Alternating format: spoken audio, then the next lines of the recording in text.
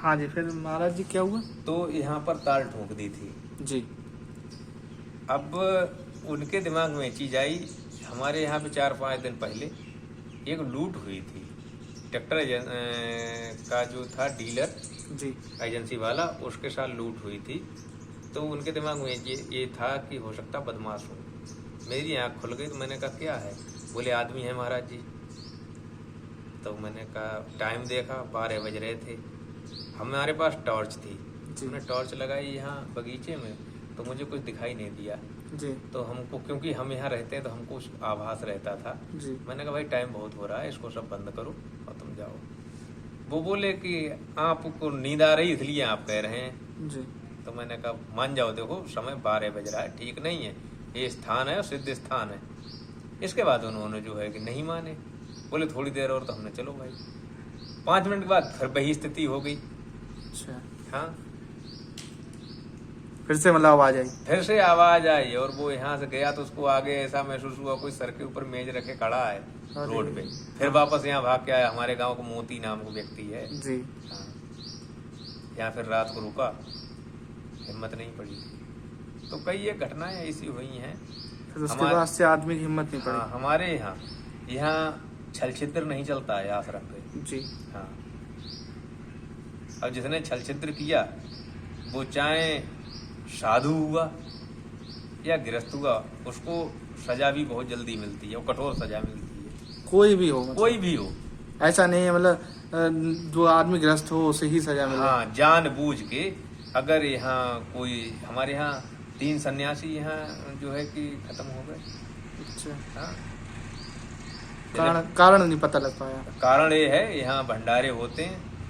अब भंडारा होने के बाद यदि व्यक्ति सोचता है कि हम यहाँ जो माल बचा है उसको हम साफ कर जाएं तो उसको सजा मिलेगी, बचेगा नहीं। जी हम यहाँ भंडारा करते हैं, करीब 10 से 12 हज़ार व्यक्ति आते हैं और 9 जून हमारे यहाँ परमानेंट है।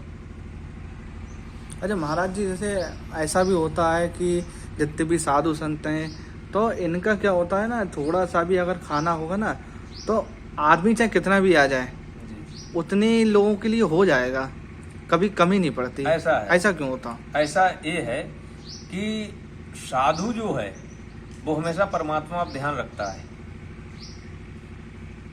उसके पास अगर 100 रुपए हैं तो वो ये कहेगा, हे परमात्मा बस ये 100 रुपए हैं, ये तुम्हारे हैं, अब इनको कैसे करके आप पूर्ति करेंगे उसको आप जाने। तो वो भगवान को हो गए। भंडारा भगवान का, वो भगवान को हो जाता है, व्यक्ति की बस की बात नहीं है। व्यक्ति अपनी बारात में पूर्ति नहीं कर पाता है तो व्यक्ति भंडारे में कैसे कर लेगा? और जो देवों का भंडारा वो कभी कम नहीं पड़ता है, कहीं भी नहीं कम पड़ेगा यदि हम भगवान को स्मरण करें अपने मन से। हम हमारा तो कभी कम नहीं पड़ा है। अच्छा महाराज जी, ये आप बता रहे 10-12 हज़ार लोग, तो यहाँ पे तो पूरे में भर जाते होगा? हाँ, पूरा भरता है। हम 2 बीघा खेत है जो गेहूं वाला है जी, इसमें जो है कि हमारी पंगत चलती है। अच्छा, 4-4:30 बजे हम स्टार्ट कर देते हैं और रात के 10-10:30 बजे तक चलती है। अच्छा हाँ, तो काफी लोग आसपास के जितने भी गांव वाले सब आते होंगे? हाँ, हम फ्लेक्सी लगवाते हैं। अच्छा, पिछली बार मैंने 45 फ्लेक्सी लगवाई थी क्षेत्र में। अच्छा, कब कब भंडारा होता है? 9 जून। 9 वैसे जून तो कभी भी हो जाता है जी, लेकिन 9 जून वाला जो है कि वो प्रसिद्ध जो है भंडारा है। अच्छा, हाँ, और जितना भी आ जाए व्यक्ति, तो हमारा एक नियम है कि जब तक लास्ट व्यक्ति भोजन ना कर लेगा तब तक हमारी कढ़ाई चलती रहेगी। अच्छा। हाँ, ये हमारे सिद्ध बाबा महाराज की कृपा है। अच्छा महाराज जी, भंडारे में ऐसा भी महत्व होता है कि सबसे पहले जो हमारे देवता हैं वो आते हैं क्या भंडारे में, और लास्ट में सबसे पहले बाद में कोई आता है? देखिए, हम यहाँ जब भंडारा का शुभारंभ होता है तो सबसे पहले तो हम यहाँ भोग देते हैं। जो हमारे देव हैं यहाँ विराजमान, सबको ही हम थाली लगाते हैं, सबके स्थान पे हम उनको भोग देते आते हैं। इसके बाद हमारे संत समाज के जो संत आते हैं उनको हम पहली पंगत देते हैं जी, कन्या और संत जी। इसके बाद जो है कि आम जनता। अच्छा, लास्ट में जो आता है, कभी आपके साथ ऐसा हुआ है कि लास्ट में कोई ऐसा आदमी आया हो जिससे आपको ये अनुभव हुआ हो कि ये नॉर्मल नहीं है? कि मतलब इसमें कुछ है सिद्ध, ऐसा कुछ? ऐसा है कि लास्ट में कभी ऐसा तो मुझे यहाँ पे महसूस नहीं हुआ है, बड़े भंडारे में। जी बड़े भंडारे में नहीं महसूस हुआ है। जी। लेकिन एक बार हमने करीब 1.5 साल तक हर महीने भंडारा किया यहाँ। तो हमारे ग्राम प्रधान एक जितेंद्र हैं जी वो आए थे, तो हम भंडारा मैंने समाप्त कर दिया था यहाँ और बर्तन इकट्ठे करके रख दिए। वो आए 3 लोग से, तो हमारे पास हमारे यहाँ के एक सर्वेश जो है नाम के रहते थे यहाँ, तो मैंने कहा भाई सर्वेश इनको भोजन कराओ जी। तो उन्होंने बोले कि अब तो कुछ बचा भी नहीं होगा, हमने जरा देखो इनमें बर्तनों में कुछ तो होगा।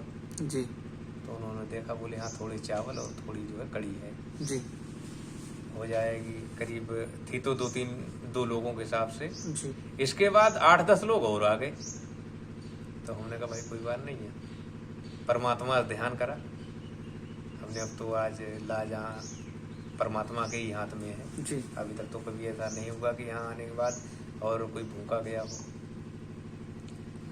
तो आप ऐसा समझ लो कि जितना चावल था मैंने इनको बोल दिया कि भगोना को ढकते रहना और बांटते रहना, जितना ये निकालते रहे बना उतना ही रहा, सब खा गए, इसके बाद उतना ही रह गया। अच्छा हाँ उस दिन मैंने अच्छा, उतना रह भी गया? उतना रह भी गया। वो बाद में एक जो था यहाँ कुत्ता था जी, उसको भी खिलाया तो वो भी छोड़ गया। अरे हाँ ये उस दिन की बात है। और बड़े भंडारे में तो हम कभी देख ही नहीं पाते हैं कि लास्ट में क्या हो रहा, या शुरुआत में संतों को तो हम पंगत देते हैं अपने हाथ से जा करके।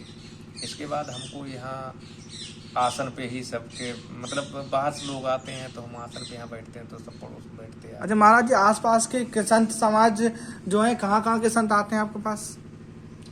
हमारे यहाँ तो नवाबगंज क्षेत्र के और इधर जो है कि शाहजहांपुर क्षेत्र तक के आ जाते हैं। अच्छा हाँ।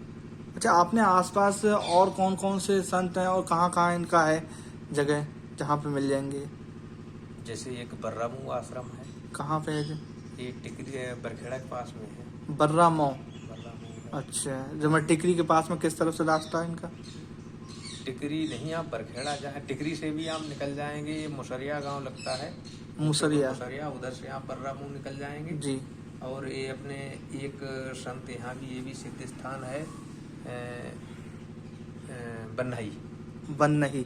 बन्नई यहीं पे 1 किलोमीटर आगे है, हाफिज नगर बन्नई। जी, किस नाम से हैं वो बाबा जी? वो नाथ सब वो हैं,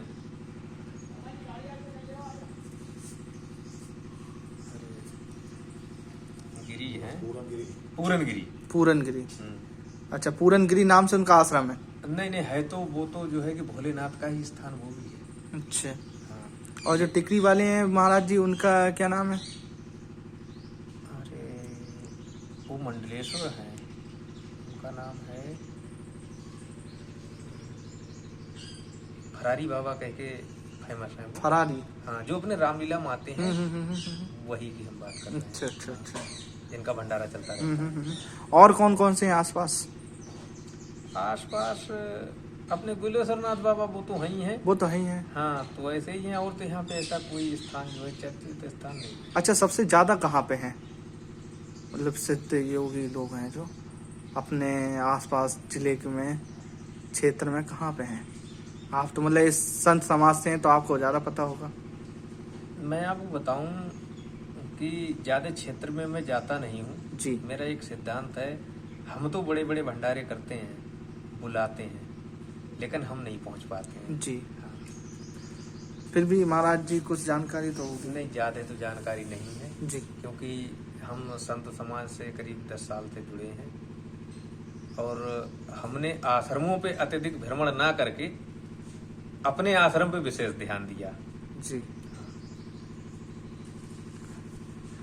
ठीक है महाराज जी, आपसे बात करके बहुत अच्छा लगा, मन खुश हो गया। और हमारे इसी आपकी वजह से हमारे जितने भी जो सुनने वाले हैं लोग भक्तगण, तो उन्हें भी आनंद की प्राप्ति हुई है।